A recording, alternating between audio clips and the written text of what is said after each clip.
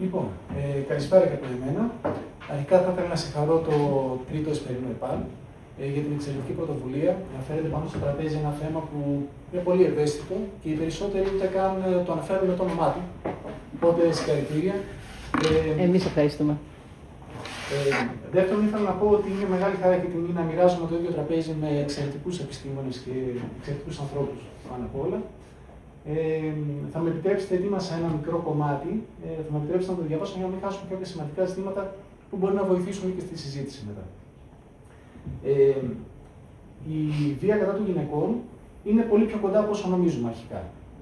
Θεωρούμε ίσως πολλές φορές το έχουμε στο μυαλό μας ότι συμβαίνει κάπου αλλού, αλλά είναι πιο κοντά, είναι δίπλα μας. Έρευνες δείχνουν ότι 1 στις 3 γυναίκες κάποια στιγμή θα υποστεί κάποια μορφή βία στη ζωή της. Οπότε, αν μετρηθούμε εδώ μέσα, όσες κυρίες είστε, μπορείτε να καταλάβετε πόσο πιο κοντά μας είναι. Δείχνουν την πραγματικότητα αυτά τα στοιχεία. Όχι, είναι πολύ σοκαριστικά, αλλά δεν μπορούν να αποτυπώσουν την πραγματική διάσταση, γιατί απλά 8 στις 10 γυναίκες που υφίστανται κάποια μορφή βίας δεν θα το καταγγείλουν ποτέ, δεν θα φτάσουν ποτέ ούτε στην αστυνομία, ούτε στο νοσοκομείο, ούτε στην εισαγγελία, ούτε σε κάποιο συμβουλευτικό κέντρο.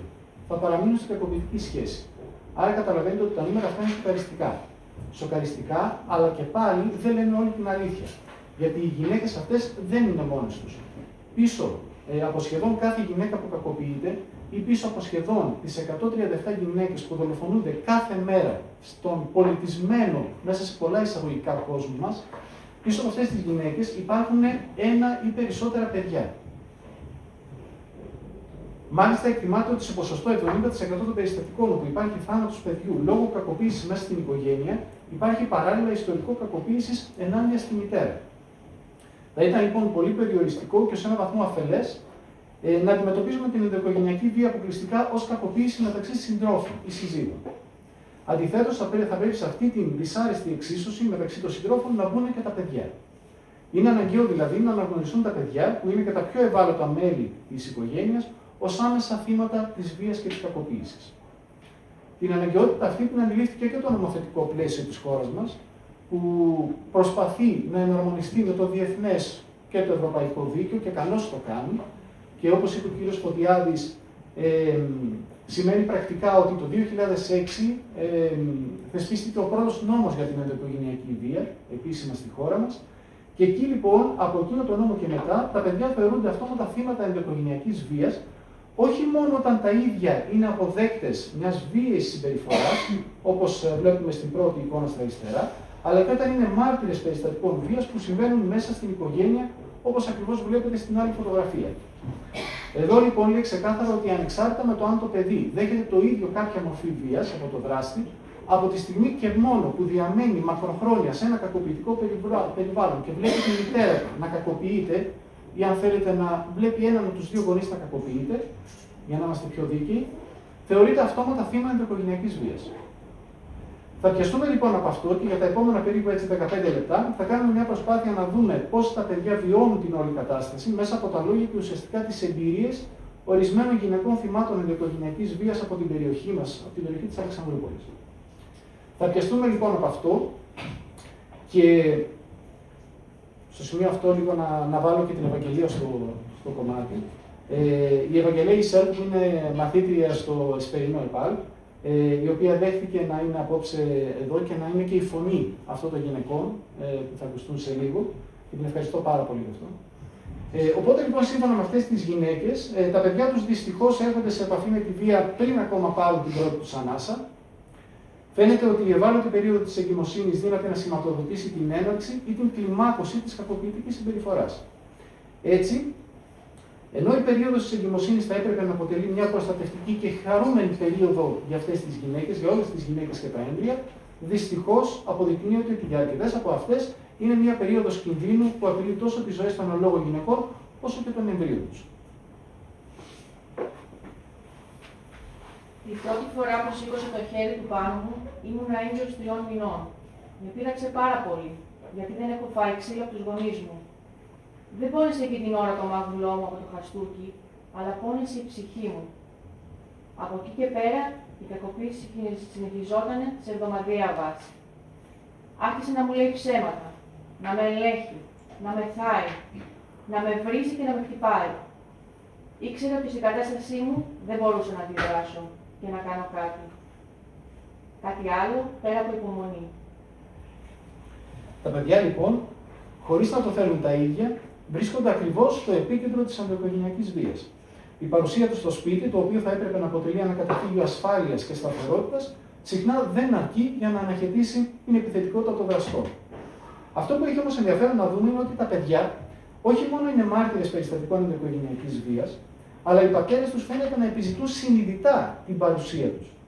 Διαπιστώνεται δηλαδή ότι οι δράστες δημιουργούν εντέχνως τις εντάσεις μπροστά στα παιδιά τους, την παρουσία των οποίων χρησιμοποιούν στη συνέχεια ως εργαλείο, τόσο για να ενισχύσουν την κυριαρχία τους μέσω του φόβου, όσο και για να εκπαιδεύσουν μέσα σε εισαγωγικά τα παιδιά σε αρνητικές και βίαιες μιμητικές συμπεριφορές, ότι έτσι κάνουν οι άνδρες.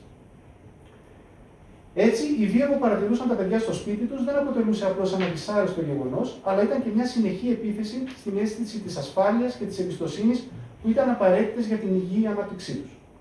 Και ίσως, κατά τη δική μου ταπεινή άποψη, αυτή είναι και η μεγαλύτερη και σοβαρότερη αποτυχία του οικογενειακού περιβάλλοντος, δηλαδή ότι μετατρέπεται το σπίτι σε μια πηγή φόβου για το παιδί παρά ασφάλειας. Δυστυχώς, τα περισσότερα περιστατικά βίας γινόντουσαν μπροστά στα παιδιά. Ο σύζυγός μου δεν δίστασε να δημιουργήσει φασαρίες και να με χτυπάει ακόμα και μπροστά τους. Μάλιστα, ήταν σαν να επιδίωκε την παρουσία του παιδιού σε κάθε κακοποιητική του συμπεριφορά. Σαν να ήθελε να του μάθει πώς θεωρεί εκείνος ότι πρέπει να συμπεριφέρεται ένας άντρας. Είναι χαρακτηριστικό ότι εγώ όταν καταλάβαινα ότι κάτι δεν πάει καλά, περίμενα να φύγουν τα παιδιά στο σχολείο ή να πάνε σε έναν παιδότοπο για να συζητήσουμε μόνοι μας. Εκείνος όμως το απέφευγε πάντα και ήθελε να γίνονται όλοι οι καυγάδες μπροστά στα παιδιά. Ακόμα και οι παρακλήσεις μου να σταματήσει, γιατί τα παιδιά ήταν εκεί και έβλεπαν, δεν τον πτώχουσαν. Ήξερε ότι έχω αδυναμία στα παιδιά και γνώριζε ότι δεν θα αντιδράσω μπροστά τους. Συνήθως όταν ακούμε τη λέξη βία, το μυαλό μας πάει ότι θα δούμε μπροστά μας ανθρώπους κακοποιημένους με εμφανή σημάδια, εκδορές, κατάγματα, μόλοπες κτλ.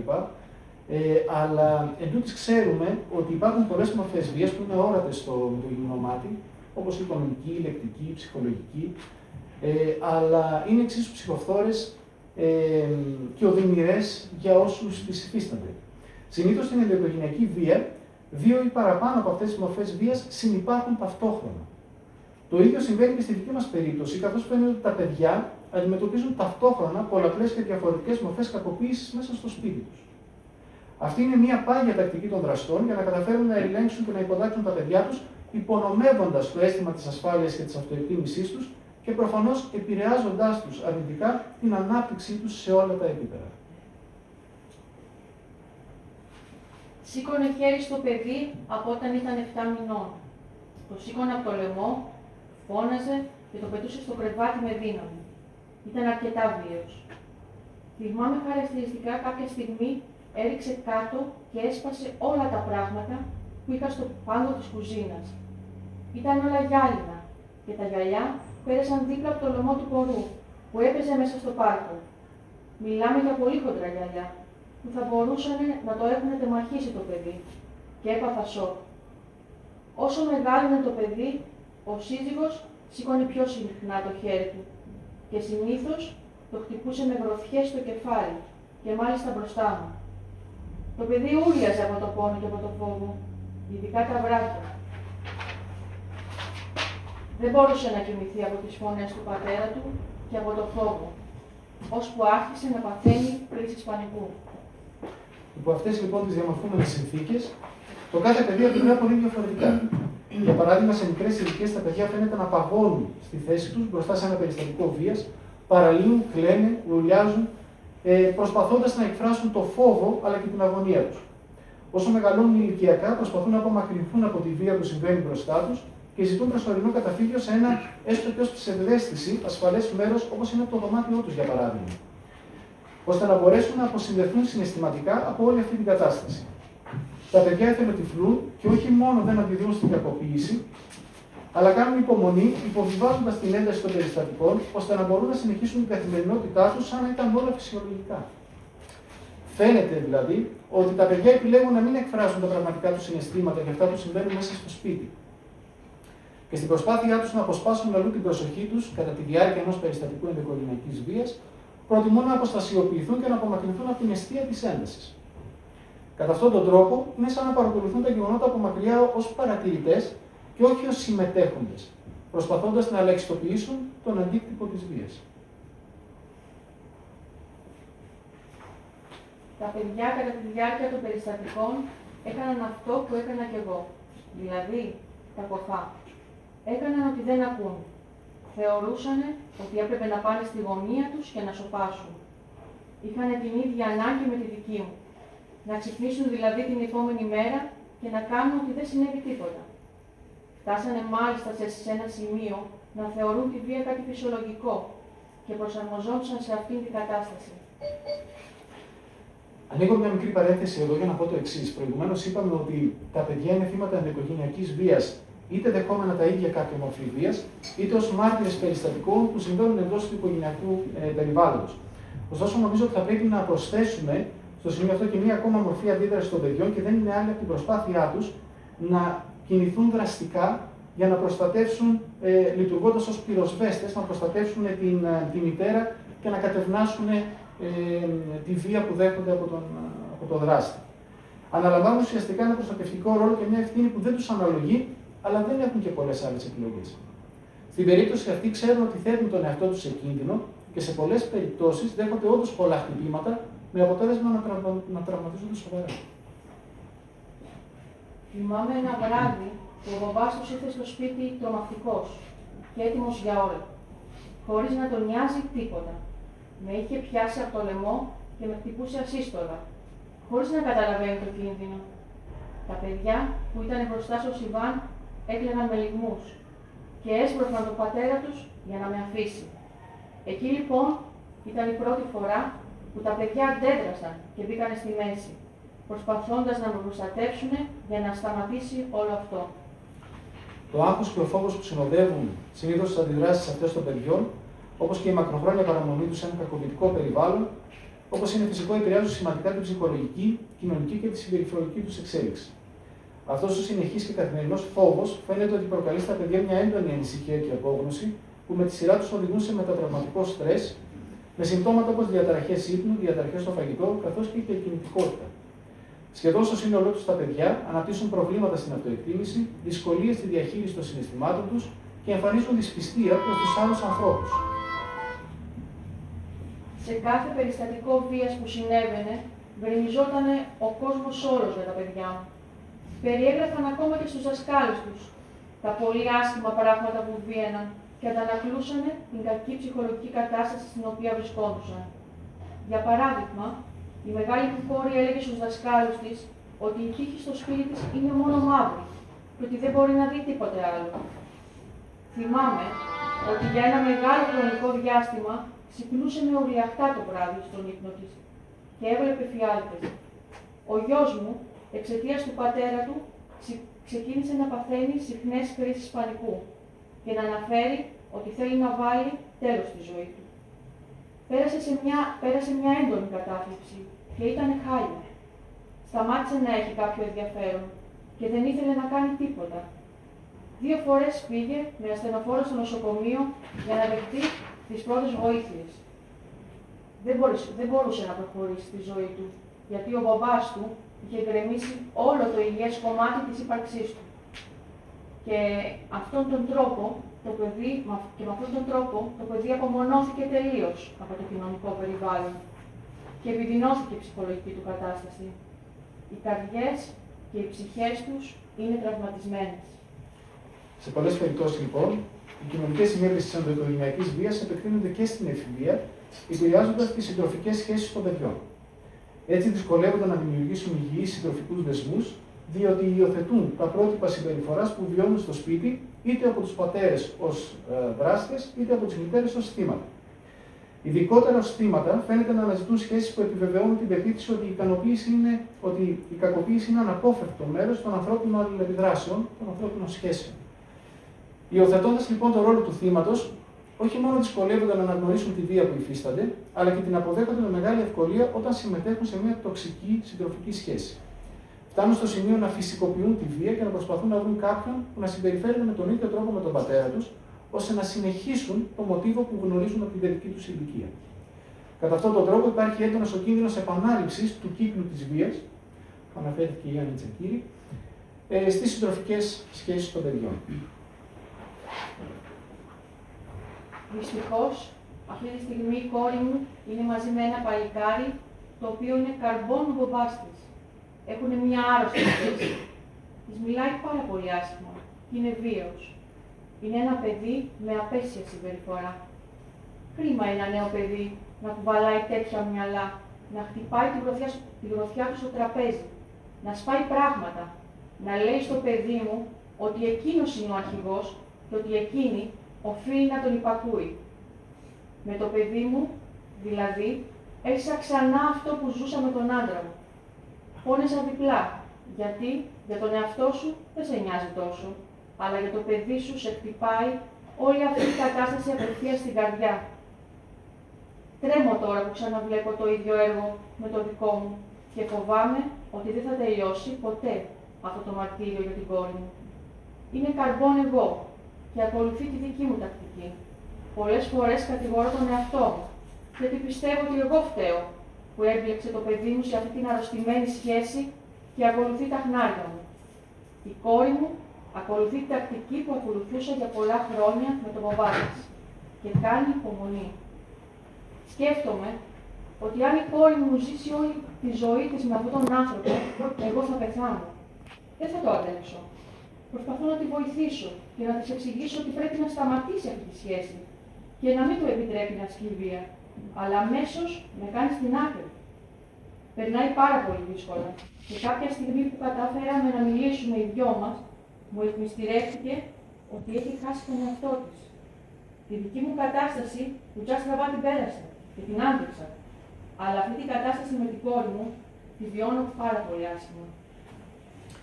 Υπάρχουν και κάποια αρκετά παιδιά που εκδηλώνουν αντικοινωνική συμπεριφορά, έμφυλα στερεότυπα και αναπτύσσουν επιθετικότητα προς τους άλλους, καθώς προσπαθούν να διαχειριστούν το θυμό, την απογοήτευση και την οργή τους. Με τον τρόπο αυτόν, αντανακλούν και αναπαράγουν τα επαναλαμβανόμενα μοτίβα κακοποίησης που έχουν δει στο σπίτι τους και μιμούνται ουσιαστικά τη βίαιη συμπεριφορά του πατέρα τους. Η βία αυτή φαίνεται να οδηγεί σε χαμηλή αυτοεκτίμηση των παιδιών και συνακόλουθα σε αντικοινωνική συμπεριφορά, όπως οξυθυμία, παραβατικότητα και σε ορισμένες περιπτώσεις χρήση ουσιών, καθώς αναζητούν την προσοχή και την αποδοχή μέσω αρνητικών και βίαιων ενεργειών. Τα παιδιά, βλέποντας τη συμπεριφορά του πατέρα τους, θεωρούν ότι λύνουμε τα προβλήματά μας φωνάζοντας. Επίσης πιστεύουν ότι έχουν κάθε δικαίωμα να χειροδικήσουν, αφού υιοθετούν τις συμπεριφορές του πατέρα τους. Αυτό συμβαίνει τόσο στη μεταξύ τους σχέσεις, όσο και έξω από το σπίτι. Για παράδειγμα, ο μεγαλύτερος μου γιος είναι σε γενικές γραμμές βίος και μερικές φορές με έχει χτυπήσει. Μιμείται δηλαδή τη συμπεριφορά και το άσχημο λεξιλόγιο του πατέρα του. Ο μικρότερος γιος, επηρεασμένος εξίσου από τη βία που υπήρχε στο σπίτι και τη συμπεριφορά του μπαμπά του, έχει πολλά στερεότυπα. Μιλάει άσχημα για τις γυναίκες και έχει πολλή ένταση και επιθετικότητα στη συμπεριφορά του. Δυστυχώς, είναι το πιο δύσκολο παιδί και εκείνο που ακολουθεί αυτά που ακούει και βλέπει από τον πατέρα του. Η συμπεριφορά του αυτή αντανακλάται και πάνω μου, καθώς με βρίζει, με χτυπάει, είναι επιθετικός και γενικότερα με υποτιμάει. Κλείνοντας, για να μην σας κουράσω, και επειδή βλέπω ότι στην αίθουσα υπάρχουν και αρκετοί εκπαιδευτικοί, καλό είναι να έχουμε στο πίσω μέρος του μυαλού μας ότι τα παιδιά αυτά φοιτούν στις σχολικές μονάδες της περιοχής μας. Οπότε, πολύ πιθανόν κάποια από τα παιδιά να βρίσκονται και στο δικό σας σχολείο.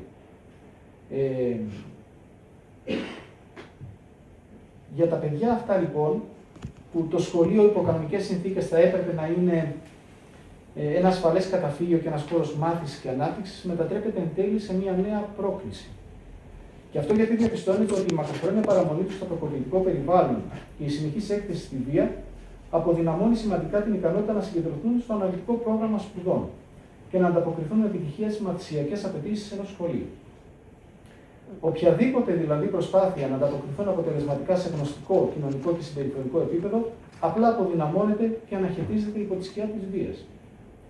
Επίσης, κάποια παιδιά υιοθετούν είτε παθητικές είτε επιθετικές συμπεριφορές ως αντίδραση στη βία που βιώνουν στο σπίτι τους. Έτσι, ορισμένα παιδιά συνεχίζουν να είναι θύματα και στο σχολικό περιβάλλον, καθώς δέχονται βία από τους συμμαθητές τους, αναπαράγοντας τη συμπεριφορά της μητέρας τους, έτσι, ενώ κάποια άλλα παιδιά προκαλούν συνεχώς καυγάδες και εκφοβίζουν τους συμμαθητές τους, μιμούμενα το βίαιο πρότυπο συμπεριφοράς του πατέρα τους. Βέβαια, για να είμαστε αντικειμενικοί, αυτό συμβαίνει στην πλειοψηφία των παιδιών θυμάτων ενδοοικογενειακής βίας και όχι στο σύνολό τους, γιατί όπως είπαμε, το κάθε παιδί αντιδρά πολύ διαφορετικά. Υπάρχουν παιδιά δηλαδή που βρίσκουν διέξοδο στο διάβασμα, στο βιβλίο και είναι πάρα πολύ καλοί μαθητές. Παράλληλα, αναδεικνύεται και για ακόμη μια φορά το τόσο πολυδιάστατος και απαιτητικός ρόλος των εκπαιδευτικών, αφού καλούνται να διαχειριστούν καθημερινά πολλά και διαφορετικά ζητήματα, όσο και η αναγκαιότητα της ουσιαστικής διεπιστημονικής συνεργασίας όλων των εμπλεκόμενων φορέων των προσώπων, εφόσον ο στόχος είναι κοινός και δεν είναι άλλος από την ολοκληρωμένη και αποτελεσματική εκπαίδευση και ενδυνάμωση των παιδιών και συνακόλουθα η ομαλή κοινωνικοποίησή τους. Ακούγοντας λοιπόν τις φωνές των γυναικών αυτών, με το ευαίσθητο και γεμάτο ενσυναίσθηση τρόπο που μας τις μετέφερε η Ευαγγελία, και την ευχαριστώ για ακόμη μια φορά, είχαμε τη δυνατότητα να έρθουμε σε επαφή, έστω και σε ένα πολύ μικρό βαθμό, με τις βιωμένες εμπειρίες των παιδιών που μαζί με τις μητέρες τους αντιμετωπίζουν εκ των έσω την σκληρή και δύσκολη πραγματικότητα αυτή. Διαπιστώσαμε λοιπόν ότι παρά τις διακηρύξεις των διεθνών οργανισμών και παρά τις εθνικές νομοθεσίες, το εν λόγω φαινόμενο εξακολουθεί να παραμείνει ιδιαίτερα έντονο. Και δυστυχώς η Ελλάδα διαθέτει τρομακτικά αποθέματα βίας, που συνδέονται κυρίως με τα έμφυλα στερεότυπα που ακούστηκαν και πριν, που κουβαλάμε στην πλάτη μας και τα αναπαράγουμε από γενιά σε γενιά με μαθηματική ακρίβεια. Και όσο περίεργο ίσως και αν ακούγεται, στις γιορτινές περιόδους που διανύουμε τώρα, τα πράγματα γίνονται ακόμη χειρότερα. Γιατί μπορεί να έχουμε μπει όλοι μας σε μια χριστουγεννιάτικη διάθεση, αλλά οι γιορτές δεν αποτελούν για όλους μια ευχάριστη περίοδο. Έρευνες δείχνουν ότι κατά την περίοδο αυτή αυξάνονται τα καταγεγραμμένα περιστατικά ενδοοικογενειακής βίας κατά 30%.